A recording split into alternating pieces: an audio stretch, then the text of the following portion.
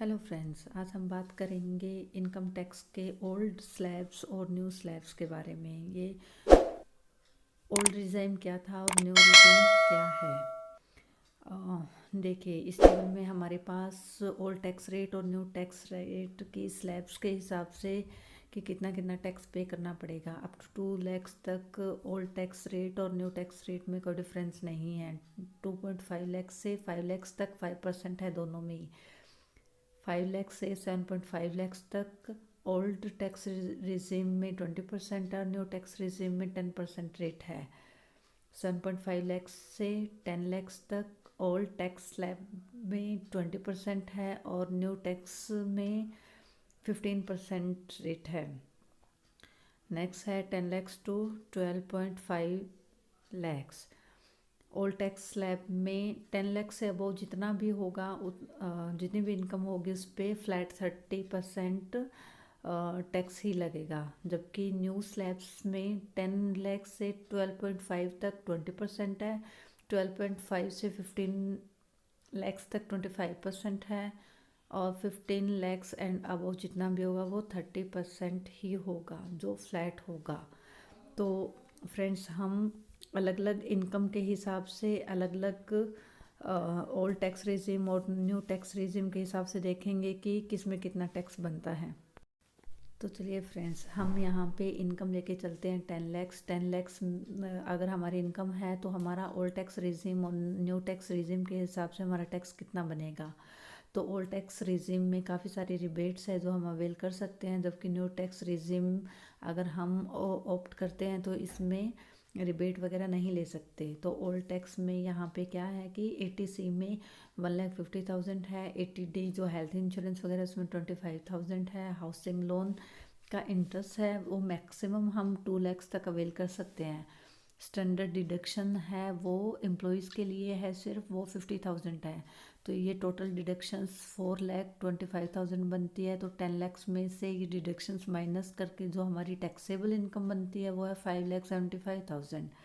तो स्लैब्स देखिए फ्रेंड्स, यहाँ पे 2.5 लाख से 5 लाख तक बनता है 12,500 और जो 75,000 बना उसका फ्लैट 20% टैक्स बनता है 15,000। तो टोटल हमारा ओल्ड टैक्स रिजिम के हिसाब से टैक्स बनता है 27,500। और देखिए फ्रेंड्स, अब न्यू टैक्स रिजिम में 5 लैक्स तक बनता है हमारा 12,500। 5 लैक्स से 7.5 लैक्स तक 10% के हिसाब से बना 25,000 और 7.5 लैक्स से 10 लैक्स तक 20%, तो ये बनता है 37,500। तो टोटल हमारा टैक्स यहाँ पे बन के आता है 75,000। तो देखिए फ्रेंड्स, अगर हमारी इनकम 10 लैक्स तक बनती है तो हमें ओल्ड टैक्स रिजीम को ही ऑप्ट करना चाहिए।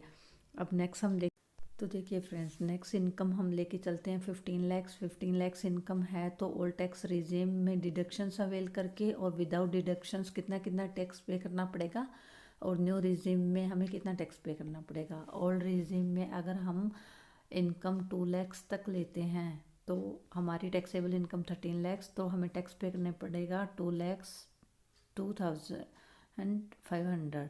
और अगर हम कोई भी डिडक्शन अवेल नहीं करते हैं तो हमारा टैक्स बनता है 2,62,500। न्यू रिजीम में भी हम कोई डिडक्शंस नहीं ले सकते तो इसमें हमारा टैक्स बनता है 1,87,500।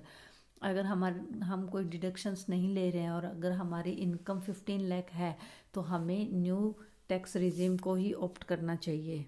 नेक्स्ट हम देखते हैं, ये हमारी इनकम है 30 लैक्स अगर हमारी इनकम है तो हमें ओल्ड टैक्स रिजीम में डिडक्शंस अवेल करते हैं तो डिडक्शंस नहीं अवेल करते हैं तो हमारी टैक्स कितना बनता है और न्यू रिजीम के हिसाब से हमारा टैक्स कितना बनता है।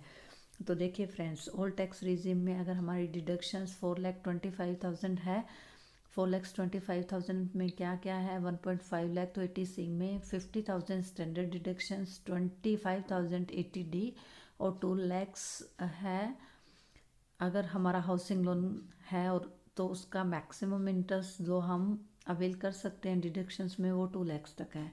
तो ये टोटल बनता है 4,25,000। तो हमारी टैक्सेबल इनकम बनी 25,75,000। इसका 30% बनता है 5,85,000। और अगर हम कोई भी डिडक्शंस अवेल नहीं करते हैं तो हमारी टैक्सेबल इनकम है 7,12,500। और हम न्यू रिजीम में जाते हैं जिसमें हम कोई डिडक्शंस अवेल नहीं कर सकते तो उसमें हमारी टैक्स बनता है 6,37,500।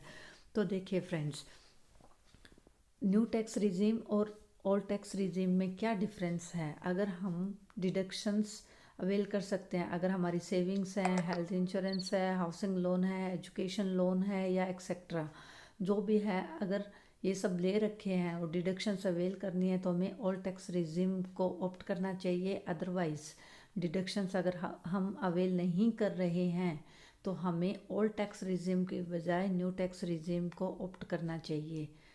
Thank you so much friends. अगर मेरी वीडियो अच्छी लगी है तो लाइक एंड सब्सक्राइब ज़रूर कीजिए। Thank you so much.